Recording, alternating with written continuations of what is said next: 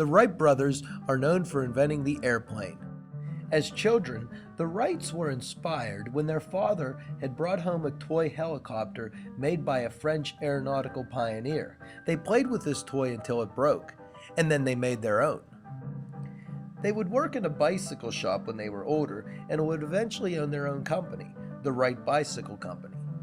In Dayton, Ohio, at their bicycle company, this is where they got the ideas on how to steer. They knew that control and balance would be critical. It was here that the Wright brothers started to put their plans into action.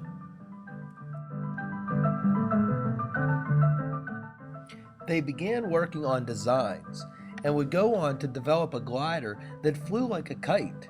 Wilbur was aboard the glider as it flew like a kite low to the ground as men held the tether ropes. They continued to work on improvements. They would add a gas-powered engine that was fabricated in their bicycle shop.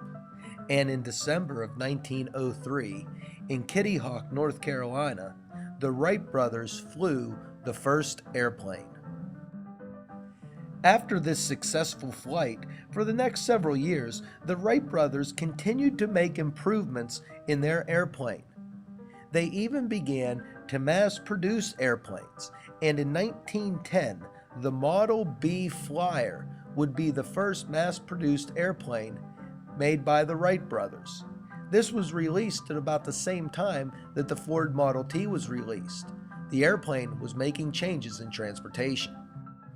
The problem for the Wright brothers would be when others copied their invention. Glenn Curtiss and other early aviators made their own devices. It would end up going through the courts during a patent war. In 1912, Wilbur died, but his brother Orville kept the lawsuits going, and in 1914, the Wrights officially won their suit.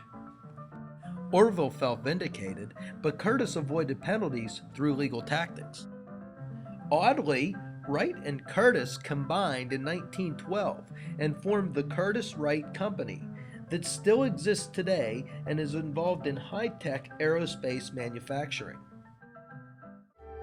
Orville later lived here at Hawthorne Hill, a mansion with the Wrights' endless flair for clever DIY gadgetry, including a toaster that could slice bread and what was called a circular shower bath. But the Wright brothers knew that success required much more than just new gadgets and technology. As Wilbur put it, what is chiefly needed is skill rather than machinery.